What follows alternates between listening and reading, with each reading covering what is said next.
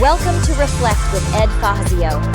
Get ready to experience one of the world's first 100% digitally generated podcasts, where we take a step back, dive deep, and strive to learn new things. Join us as we unpack thought-provoking ideas, personal reflections, and inspiring stories to help you stay in the know. Reflect is brought to you by the minds at ByteBrain and powered by emerging technologies from Google, HeyGen, OpenAI, and 11 Labs. Thanks for tuning in. Now, relax and prepare to reflect.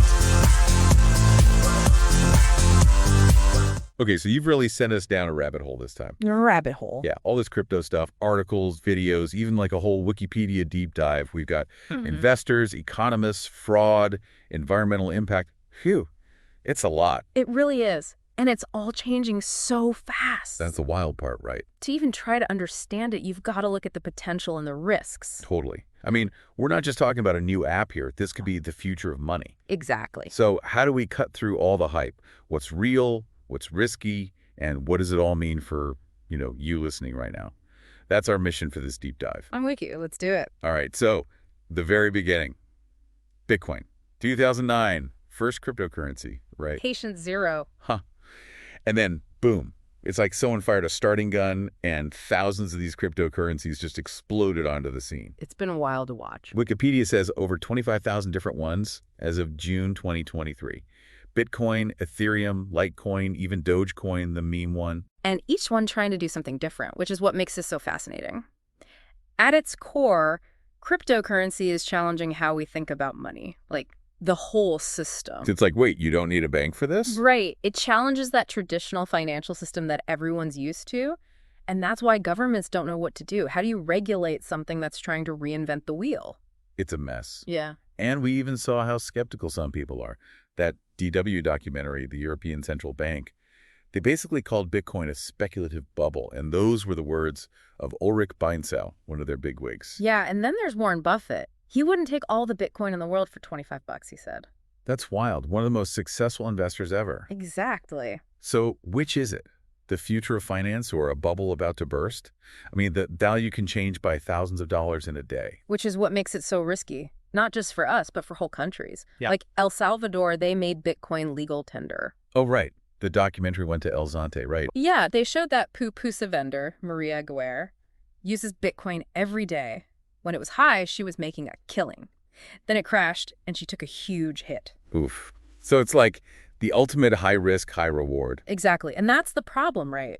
Trying to run a business when your cash register's value is all over the place. It shows you the good and the bad of widespread crypto all in one story. So can Bitcoin or any cryptocurrency really become stable enough to be like the main currency? I mean, especially with all that volatility. It's a big question. And here's the thing. It's not just Bitcoin anymore, is it? Oh, no, not even close. Ethereum, Litecoin, Dogecoin, and those are just the famous ones. Wikipedia even talks about stable coins that are linked to like the US dollar or something to avoid the crazy ups and downs. It's a lot. It really is. And it's what makes this whole thing so interesting for everyone, really. Whether you just want to dip your toe in the water, or you want to dive into the deep end.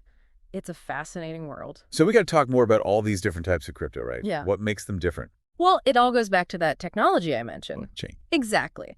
Bitcoin might be the big name everyone knows, but blockchain, that's the real revolution. Okay, so explain it to me like I'm 5. What is blockchain? All right, imagine a digital ledger. Right.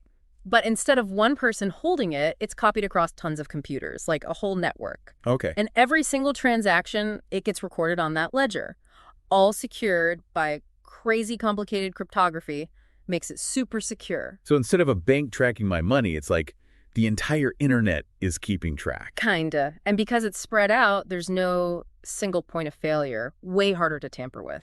Makes sense. That's why people think it could make the entire internet more trustworthy. And that's where we go beyond just money, right? Mm-hmm. The Council on Foreign Relations report. Even they were talking about blockchain, like for international trade. Absolutely. Imagine like supply chains that are totally see-through. You could track a product from the factory to your doorstep. No fakes. Everything ethically sourced. Or think about voting. Every vote. Impossible to mess with because it's all on the blockchain. Okay, yeah, now I see the potential. Right. But we can't just ignore the bad stuff. Yeah. The FTX thing from the documentary. Sam Bankman-Fried, basically stealing billions. Yeah, and that's the thing. New technology, it can always be used in bad ways. So true. That's why the lack of rules around crypto is scary, makes it ripe for scams. The SEC is trying to catch up, but it's tough. So buyer beware, big time. Yeah, research, understand the risks, don't bet the farm, all that good stuff. Exactly. But then there's the environmental cost. Yeah. I mean, the documentary with that story from Plattsburgh, New York, Oh, yeah. that Bitcoin mine using enough energy to power a city. Insane. And driving up costs for everyone. Poor Colin Reed, the mayor, he was fuming. I don't blame him. It's all this cool tech, but it's powered by, what, coal? Mm. Feels wrong. It's a huge concern, you're right. Bitcoin mining uses this proof-of-work system, needs a ton of computing power, which equals a ton of energy, and a lot of it is still coming from fossil fuels. Not good. So is there a way to make it more sustainable? People are trying. That's actually where some of those other cryptocurrencies come in. Remember we talked about stable coins and all the other kinds? Yeah. Well, some of those, they're built differently. Like Ethereum, they switched to a proof-of-stake system, uses way less energy. Proof of stake. It sounds so futuristic. So how does it even work? Is it like magic? Not magic, but pretty clever. Instead of all that mining, proof of stake is all about users putting up their own crypto to validate transactions. The more you stake, the better your chances of getting to validate a block and own rewards. So it's like putting your money where your mouth is, but with crypto. Exactly. And it cuts out the need for all that computing power, which is huge for the environment. Makes sense. If crypto wants to be the future, it's got to be a sustainable future, right? Absolutely. And speaking of the future, we can't forget about those central bank digital currencies, CBDCs. Remember those from the article? Oh, yeah. Those were wild. Government-backed digital money. Sounds like something straight out of sci-fi. Right. Basically, it's like a digital dollar or euro, but instead of coming from a bank, it's issued directly by the government. So were they good or bad? It's tricky.